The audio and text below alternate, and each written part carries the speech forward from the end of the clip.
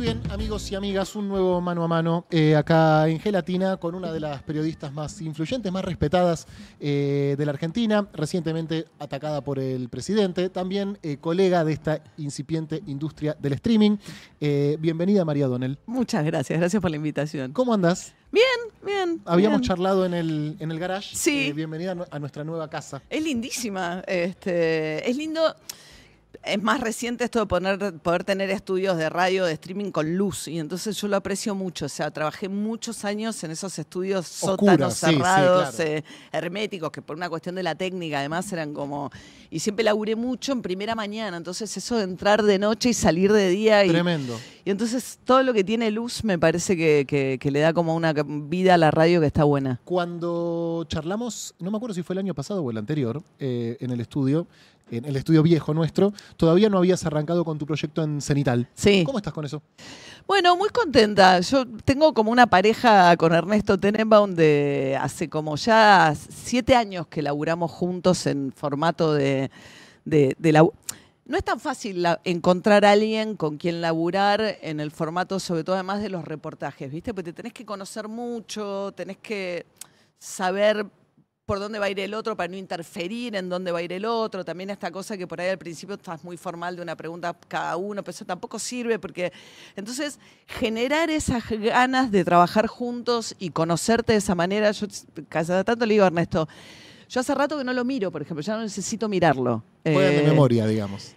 La conocés, ¿viste? Por ahí lo miro cuando estamos por cerrar, cuando hay algo muy puntual. Pero, y entonces es muy lindo tener a alguien como un par con quien laburar en el sentido que nos gusta trabajar juntos, pensar las cosas juntos.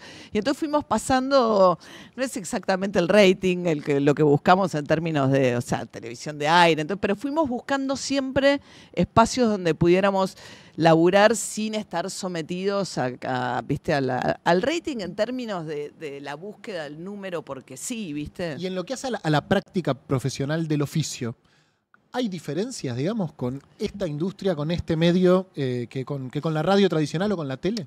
Mucha, porque primero, en lo que laburamos nosotros, ya no nos vienen prácticamente, los que están en el poder rara vez aceptan ser entrevistados en ese tipo de programa. Entonces, son muy invitado dependiente conocido ese tipo de programas. Especialmente la tele abierta o la televisión de cable de noticias tiende a como tener públicos mucho más polarizados.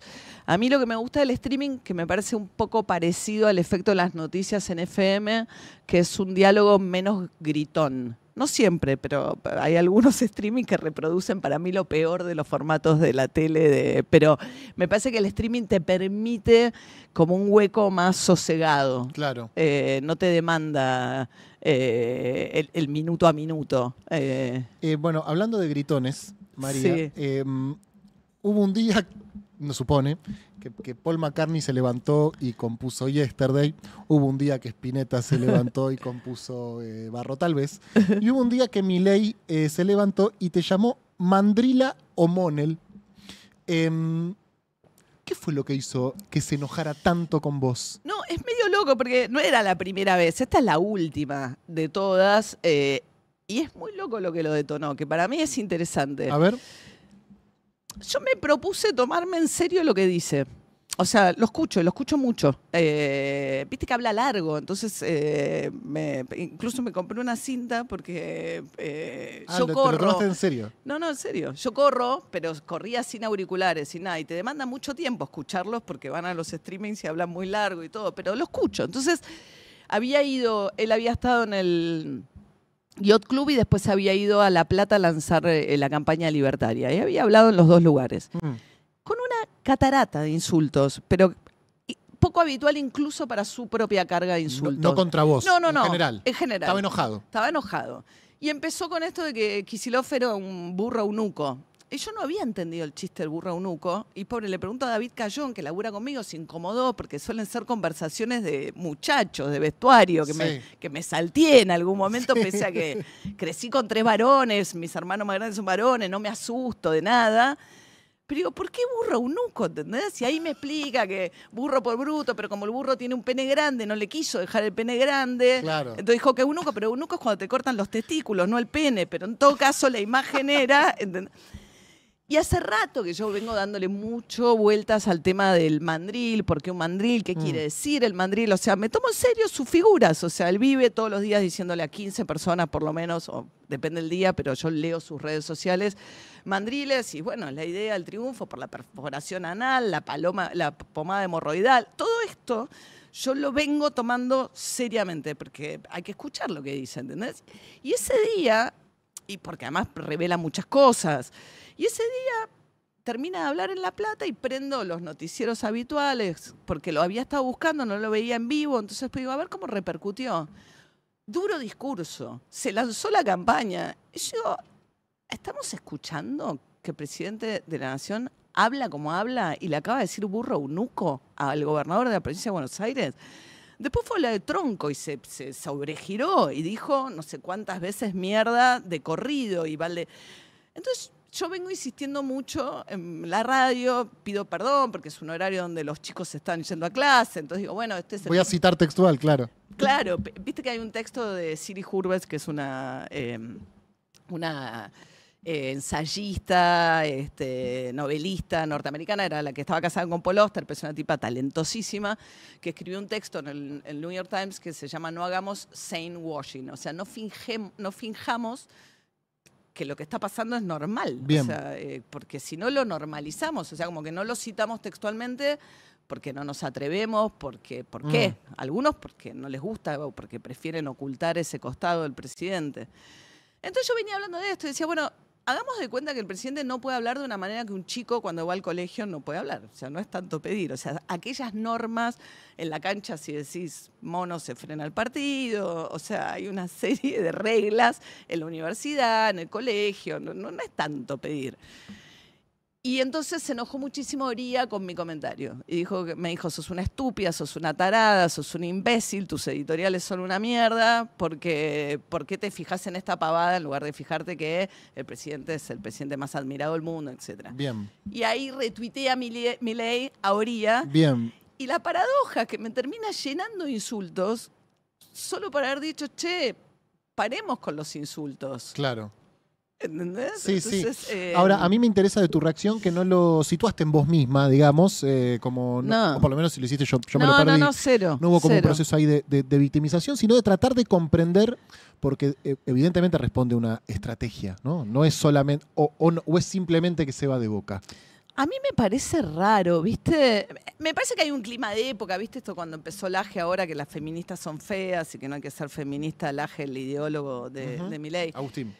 Creo que hay algo, obviamente, que tiene mucho reacción a lo que venía antes del feminismo, de una habilitación muy masculina, una forma de hablar, me parece también, que es muy violenta, además. Y no es sobre mí, es sobre... Che, valoremos la palabra presidencial. O sea, el presidente de la Nación tiene que hablar en público con las mismas reglas con las que pretendemos convivir en el ámbito público, que es el ámbito además de la convivencia democrática y demás. No, cero personal. Me llama muy... De hecho, después me llamó un periodista del New York Times y me dice, bueno, Trump hace esto. Y le digo, ¿vos escuchaste alguna vez a Trump decirle mierda a un periodista 7 veces? O sea, mierda humana, le dijo a Joaquín Morales Solá. Me dijo, no, puede ser que diga que una organización es una bullshit, que usa cada tanto el bullshit, pero es una versión bastante extrema, incluso para lo que está pasando en el mundo, aquello que Milei se permite en términos de la agresión del lenguaje. Me parece un montón. ¿Ves relación? Porque se enfatiza mucho que tiene una animosidad mayor con las mujeres que con los varones, Milei. Pues es que yo lo pensé también, me lo preguntó, pero... ¿Sabes qué pienso? Que es un lenguaje que es mucho más brutal cuando se habla así con una mujer, porque es un tipo de lenguaje normalmente referidos al pene, a la potencia... al sometimiento sexual generalmente o también. a la potencia sexual, como, ¿no viste? Que, o sea, dicen cosas, o sea, que los van a pasear, o sea, dicen cosas que... Sí. que normalmente los hombres, cuando no hay una mujer adelante, si no tienen confianza y hablan de esa manera, pues no todos los hombres hablan de esa manera ni entienden sus triunfos en esos términos, pero por lo general no hablan así adelante de una mujer, salvo que tengan como, ¿viste cuando le dio Bolsonaro la medalla? Que le Sí, por, bueno... Sí, todo es incómodo por no haber decir. sido penetrado analmente. Que es una palabra que en portugués, yo tuve una hermana brasileña, es una palabra que en portugués es horrorosa. Sí.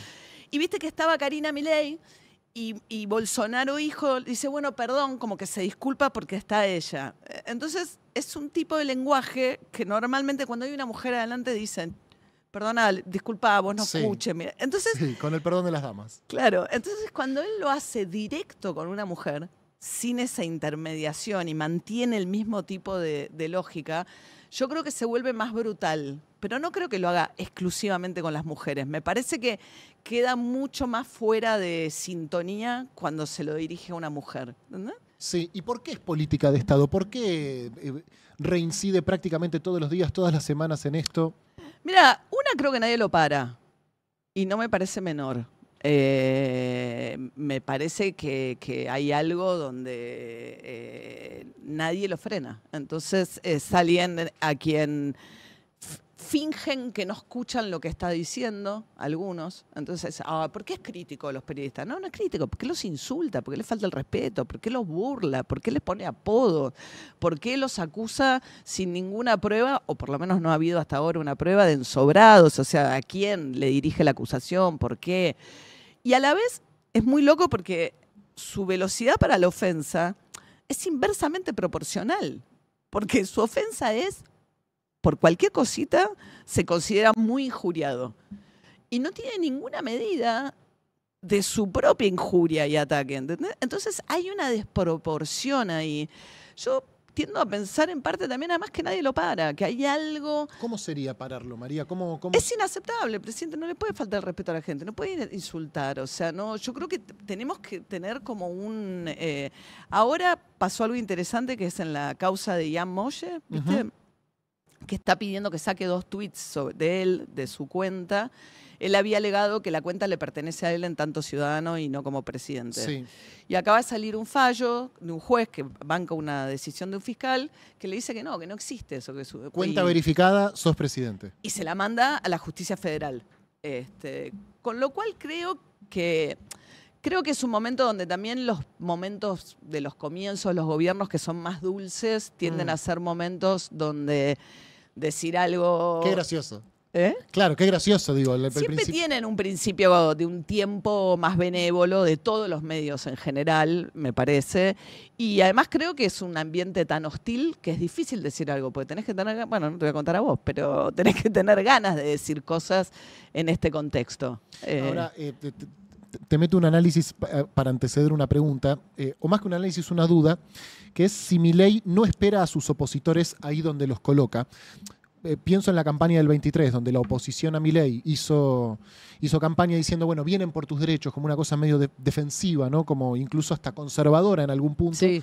Y pienso si ahora él no vuelve a lograr un escenario en el cual sus opositores terminan como en un lugar de defensa y de denuncia de los modos para defender como un statu quo que está medio roto, pero por otro lado uno tiene un mandato ético de decir, che, me está insultando un nene, o sea, claro.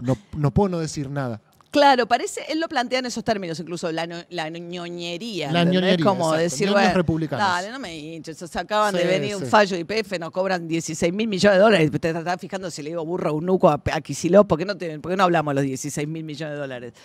Pero a mí me parece que viene todo un poco junto también, ¿entendés? Porque esta idea de... O sea, Sturzenegger dice, echamos 50.000 ñoquis. ¿Cómo 50.000 ñoquis? O sea, los 50.000... O sea, ¿había 50.000 ñoquis o echaste? Porque creías que había que achicar el Estado y qué sé yo. Pero la idea además es este mecanismo, son todos chorro, cuca, qué sé yo, los echo, chorro, cuca, afuera. Y hay... O Patricia Bullrich, si uno sigue la secuencia de cosas que ha dicho por ahí Patricia Bullrich, muchas de las cuales son falsas o al poco tiempo se verifican falsas. Entonces hay algo del decir que no tiene ningún valor. Entonces, pero eso sirve un montón para descalificar y anular cualquier discusión. Entonces, para mí es más que la discusión de las formas, ¿entendés? O sea, es como, discutimos lo que se está diciendo. Y la idea de decir, no es cierto todo lo que estás diciendo y el mecanismo.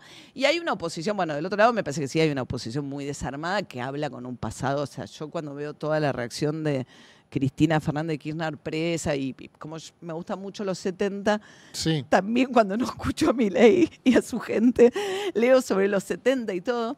Y por ahí yo pesco los paralelismos que quieren trazar. Pero me doy cuenta que somos un grupito de gente con problemas, de problemas Minoritario, digamos. muy minoritario los que pescamos. Y pienso que eso tiene que ver con que también hablan de un país que no existe más. O sea, yo creo que hay algo de una falta de sintonía con este momento que le cuesta mucho al peronismo o en su actual fisonomía hablarle a este presente, ¿no? Y este presente te dan ganas de ejercer el periodismo, te saca las ganas, te pone en un lugar de decir, trabajo hace 30 años, no estoy para que en Twitter me diga... Bueno, tiene esa doble cosa, ¿no? Es un momento fascinante en términos de... Es como, bueno, es un historión lo que está pasando en el mundo. No es que me guste lo que está pasando en el mundo, pero de repente cambiaron las reglas muy velozmente, el mundo cambia muy rápidamente, hay un cambio tecnológico enorme, pasan cosas que decías, que te parecían totalmente imposibles de ciencia ficción que ocurrieran y ocurren todos los días. Entonces, en ese sentido... Es fascinante estar ejerciendo este laburo en un momento de tanto cambio. Aun cuando el cambio decís, che, no es que es un cambio que me encante que esté ocurriendo de la manera en que está ocurriendo, pero no deja de ser como atrapante. María, ¿cómo era el mundo cuando decidiste ser periodista? ¿En qué mundo, digamos, se ejercía esa profesión? Bueno, yo nací en 1970, o sea que tengo 55 años. Y mi hermano Santiago, más grande, que es periodista, trabajaba en el Washington Post, ¿no? Fueron a estudiar, mi viejo enseñaba en Estados Unidos, mis hermanos estudiaron en Estados Unidos y logra entrar al Washington Post, que era un montón siendo alguien que venía, que no era nativo en inglés. Hacía crónicas policiales. Y claro, y el Washington Post era, el otro día en una clase en periodismo hablaba de eso. Es el cuento romántico que nos vendieron del periodismo, ¿no? Era los dos jovencitos que acaban de entrar y descubren que el presidente le hacía espionaje al partido opositor. Le hacía espionaje, o sea, como tipo... Y una dueña viuda que acababa de agarrar el diario, la amenazan con sacarle las licencias y ella dice, yo confío en mis reporteros, porque ¿no? Y la idea de que había un muro entre lo que era la parte comercial del diario y la redacción, entonces si se le peligraban otros negocios, a esa dueña no tenía que importarle. Y era como fue el cuento como rosa que nos contaron, creo, a los que hicimos periodismo por ahí en los 90 con Menem. ¿Entendés? Yo arranqué muy chiquita en página de La Nata, y veníamos a poner en evidencia al poder, a investigar al poder, a ser irreverentes con el poder. Había también algo del cambio de lenguaje. Post-dictadura, si bien había pasado mucho tiempo después de la dictadura, a Página le cambió el lenguaje, ¿viste? A los otros diarios. Entonces era un cuento bastante rosa en un punto. Che, quiero ir a la redacción de Página en los 90. Era muy romántico. Contame un poco de eso, cómo era ese ambiente, cómo era trabajar bajo la conducción de Jorge Lanata, cuáles eran los objetivos que se proponía esa redacción. Yo era chica, no había terminado, estudiaba ciencia política en la UBA, pero siempre creí que quería ser periodista. Y entonces entré a Página 93, ponele, 92.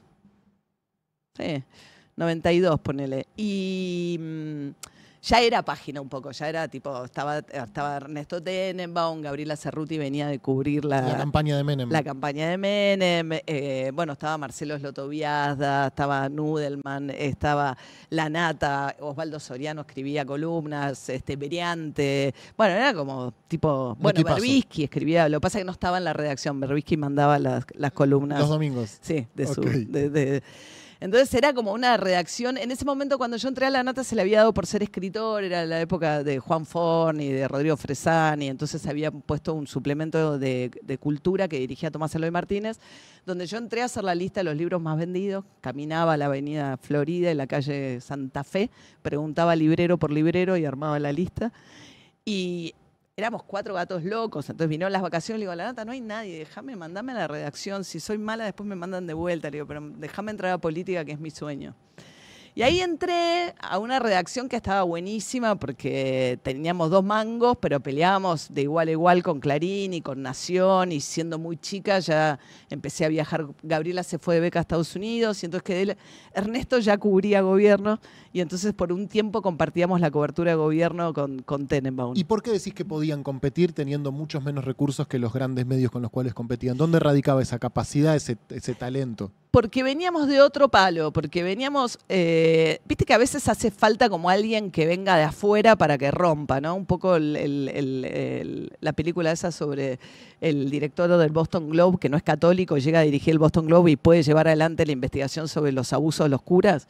Como alguien que veníamos con otra lógica, ¿entendés? No pertenecíamos a soy de Clarín, soy de Nación, o sea... ¿Y eso decís que es un mérito era un mérito de la nata? Total. La nata no tenía imposibles, o sea, la nata le decías... a mí lo primero que me pidió, él se había peleado con Clarín, había sacado una tapa de diario amarilla, le había hecho una... O sea, realmente estaba peleado con Clarín. Me dice, anda al archivo Clarín a conseguirme no sé qué. Le digo, la nata, el archivo Clarín, o sea... Bueno, tuve que entrar de contrabando en el archivo Clarín porque el archivo Clarín era buenísimo, tenían un archivo de papel genial.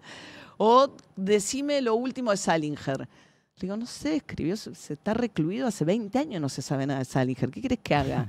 ¿Entendés? Y era una foto de Salinger saliendo del supermercado que publicó Newsweek, entonces tuve que conseguir al fotógrafo, no sé qué. Era un tipo muy creativo y me chupó un huevo, era como su frase, claro. ¿entendés? O sea, no había nos. ¿Y encontrás algún medio que pueda representar esa irreverencia que tenía Página en esos primeros años de los 90? Lo que pasa es que la irreverencia esa estaba acompañada de muy buenos textos, o sea, pensá que eran Soria, o sea, había algo también del periodismo narrativo, de cuidar la pluma. Claro. Martín Caparrós estaba en la revista, Página 30, pero era un momento donde había como un cruce con la literatura, la búsqueda de narrar con buenas técnicas. Y la palabra tenía otro valor, ¿no? Sí. No duraban 6 horas las cosas. No, y creo que también con buen periodismo. Creo que la irreverencia ahora es la irreverencia vacía, ese tipo de irreverencia, ¿no? Como tipo el insulto, pero que no está acompañado de contenido. Claro. ¿Y qué responsabilidad le adjudicás, si es que le adjudicás alguna, al periodismo o a la comunicación en los grados de violencia, de agresión, incluso de pauperización de la discusión que tomó hoy el debate público? Y bastante. Me parece que lo que pasa que tiene más que ver con cómo circula la información, creo, que sobre los periodistas. ¿En qué sentido? El mundo de las redes, este mundo en el que solo me cruzo con lo que yo quiero, con los que piensan como yo, con lo que reafirman mis propias ideas, hace también mucho que la tentación de gente que para mí no tiene mucho cariño por el oficio sea buscar más hinchadas que audiencias, ¿no? Que son cosas distintas, ¿no? Son como los barra brava a la hinchada de repente, ¿viste? Es como... Esa era por ahí una modalidad más del periodista partidario de fútbol. Estábamos más acostumbrados a... Y eso se fue corriendo, y de repente no hay... O sea, ponele, si va un kirchnerista de ATN, le baja el rating. Si va un... La gente apaga, digamos, cambia de canal. Se va, no lo quieren ver. Y al revés lo mismo, si va a C5N. Entonces... Tras que se acostumbraron a que nadie les pregunte nada, con lo cual, ¿para qué ir a pasar un mal rato si tienen dónde pasar ratos agradables permanentemente? Sí. Y además, aquel que los lleva no tiene un incentivo de rating en términos de llevar a esa persona. Los cruces son cada vez más infrecuentes, con lo cual a mí me aburre, no sé qué te pasa a vos, a mí me resulta aburridísimo, son siempre los mismos, hablando con los mismos de lo mismo. ¿Cómo te informas, María? ¿Qué mirás? ¿Qué lees? ¿Qué escuchás? Llego a las 5 de la mañana a la radio. Sí. Y soy del papel. Bien. Pero soy del papel por una razón fundamental, no porque reniego la tecnología, porque los editores del papel todavía jerarquizan la información de la manera que a mí, yo armo como mi propio diario en el sentido de lo que voy a usar durante la mañana. Y la jerarquía dentro del papel sigue siendo una jerarquía no ligada al clickbait, todavía preserva bastante el viejo criterio de importancia. Entonces me leo todo. Tengo Crónica, Cronista, Popular me importa mucho, Nación, Clarín, Página. Para llegar a las 5, la alarma suena a las... 5 menos 10, 12. Estoy a 6 cuadras de la radio. Okay, 5 perfecto. y 5, llego 5 y 10. Bárbaro. Sí. Bien. Y después leo el New York Times, El País, escucho los podcasteros de la ultraderecha norteamericana para ver cómo vienen las cosas. En esa misma silla, Juan Grabois nos dijo que las discusiones más interesantes que se están dando en este momento en el mundo son las discusiones que está teniendo la derecha norteamericana. Bueno, escucho, Joe Rogan es como el gordodán que debe aspirar a tener un... Pero es más interesante en términos de que dialoga más con otros, ¿no? con Claro. otros y escucha, pero bueno, los grandes como expresiones de la derecha de este momento pasan por ahí. Y Casi hablando- todos varones. Sí, claro. De las expresiones de la derecha, ¿qué tipo de liderazgo ves en Milei? Que supongo que también es un fenómeno al cual uno necesita acercarse para comprenderlo, Sí, ¿no? Para re. estudiarlo. ¿Qué tipo de liderazgo ves en Milei? ¿Qué cosas ves de novedosas y qué cosas ves que dialogan con otros liderazgos de la democracia? Bueno, él arrancó con este discurso anticasta, ¿no? Yo creo que la elección en provincia de Buenos Aires lo está llevando a algo más tradicional, que es el antikirchnerismo, ¿no? O sea, como que ahora él no era la expresión del antikirchnerismo No. o del antiperonismo, como fue por ahí Patricia Bullrich, el PRO. o Juntos por el Cambio como expresión de decir, bueno, todos juntos contra el peronismo, contra el kirchnerismo. Y de a poco fue ocupando ese lugar, ¿no? Y ahora va más por ahí que por el rol del anticasta de antes, ¿no? Yo creo que lo que tiene de...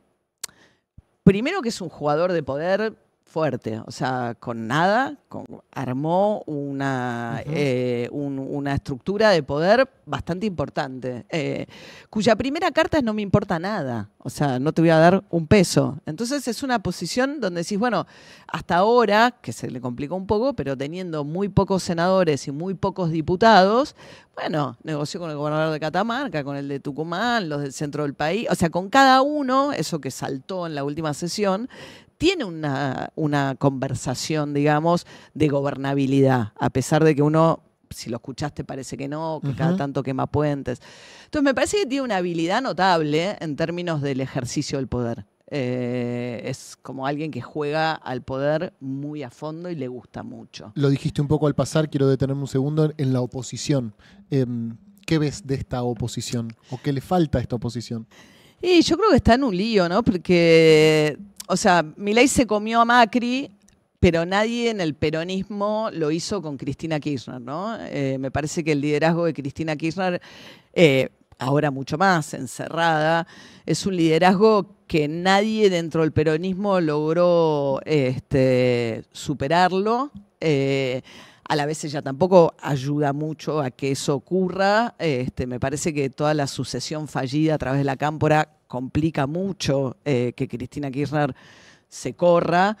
Y que ahí hay un lío bárbaro también, porque tampoco me cuesta pensar que el kirchnerismo sea capaz de cambiar su espíritu histórico y convertirse realmente en algo más amplio que el kirchnerismo. O sea, toda vez que lo intentó, nunca funcionó. Con los gobernadores en Santa Cruz, con Alberto Fernández, no importa quién es la culpa, quiero decir, o con Cobos, cada vez que el kirchnerismo dijo, vengan, hagamos algo más amplio que nosotros, terminó mal. Nunca terminaron bien. ¿Y por qué Fíjate ahora incluso con Axel. Con Axel. ¿Por qué crees que dentro del peronismo no hay nadie o ninguna fuerza, ningún espacio que haya podido superarla? ¿Fue el término que usaste? Sí. Superarla.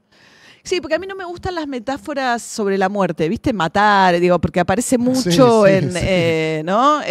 Como doblegar, qué sé yo. ¿No? El heredero. Sí, lo que pasa es que es difícil también porque ella tiene un caudal electoral cada vez más en merma, pero tiene un caudal electoral, hay también un vínculo emotivo, sobre todo las generaciones que convivieron con ella, con el kirchnerismo. Pero ella no se corre más que para el hijo, de alguna manera. Y entonces también es mucho pedirle por ahí a alguien que está en ese lugar, correte, porque me voy a correr, vengan y gánenme, ¿no? Pero me parece que en ese sentido también la experiencia del gobierno de Alberto Fernández complicó todo. Se volvió a... Entonces es un lío, me parece. ¿Y pensás que cambió algo en la política argentina con su encarcelamiento? No mucho, me parece que lo peor que le puede pasar es que pase poco. Y yo siento que le cuesta mantener eso como un tema vigente de agenda, ¿viste? De preocupación. También ella habla de su presidencia como el tiempo glorioso del pasado, ¿no? pasaron más de 10 años y hace 20 que este país no crece. Entonces hay como una promesa, una vuelta a una época gloriosa que va quedando lejos. Yo no veo que pase, que haya... Y hasta ahora ella lo que tenía de fortaleza es que cada vez que se ponía en duda su liderazgo iba y jugaba, ¿no? Iba y jugaba. Y normalmente ganaba o le iba bien o peleaba. Y ahora no puede jugar. Entonces hay que ver ahora qué pasa con eso, ¿no? Sin ella pudiendo jugar. Pero así todos se están matando, se reúnen. ¿Vos entendés lo que pasa? Yo no entiendo. Terminan las trompadas, ¿entendés? Cuando se sientan a hablar. ¿Estás hablando del peronismo bonaerense? Sí. Supongo que esta semana habrá alguna definición, porque el cierre de listas, por lo menos para la del 7 de septiembre, es el sábado a la noche. ¿Pero vos lográs entender lo profundo de los enojos?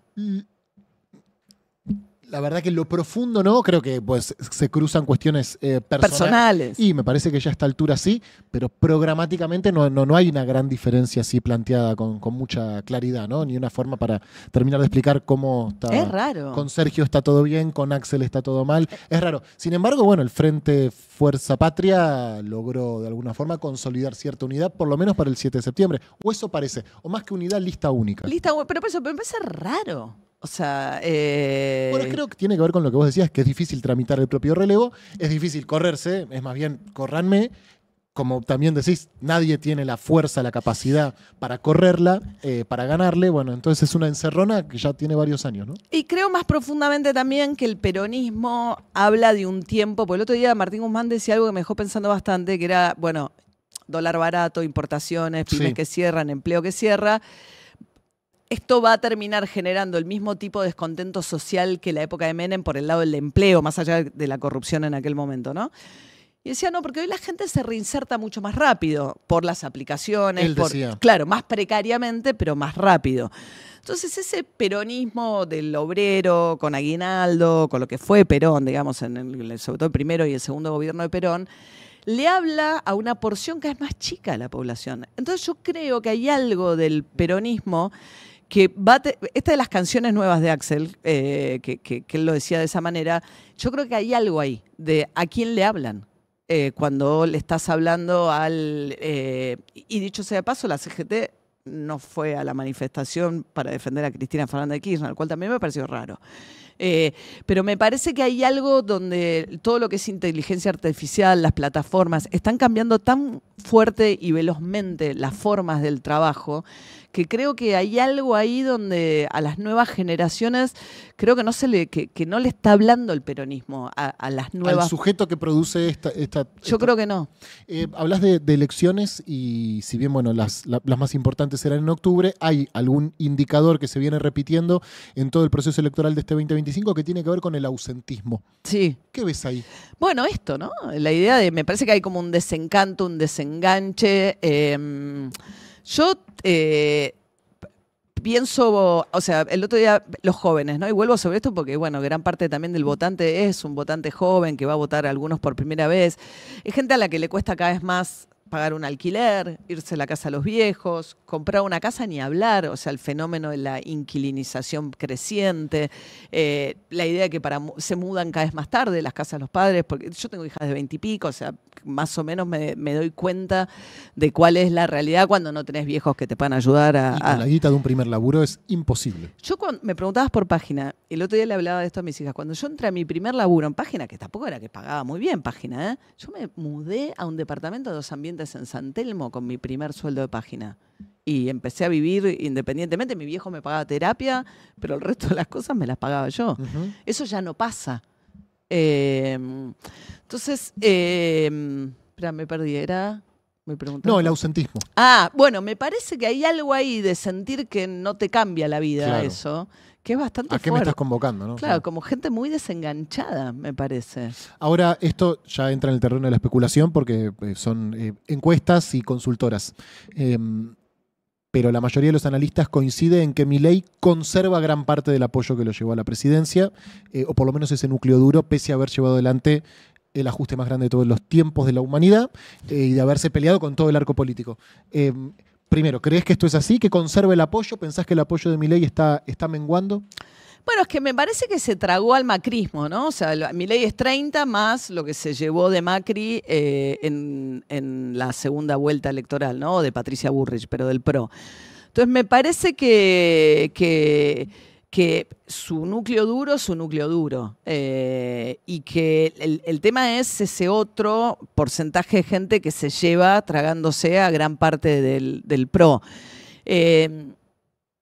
No lo sé, lo que pasa es que me parece que por ahora la estabilidad es un factor muy importante, o sea, la baja importante de la inflación, el tipo de cambio bajo para un sector de la clase media alta, me parece que un poco se reconfigura el tipo de votante de él, claro. Pero me parece que pensá que el último año de Alberto Fernández fue una inflación del 200%, o sea, lo escuchaba Manuel Álvarez Agis decir que dado que no hay condiciones ya para las hiper de la época de Menem, de mil y pico, es casi traumático, equiparable el 200% de inflación del último gobierno de Alberto Fernández.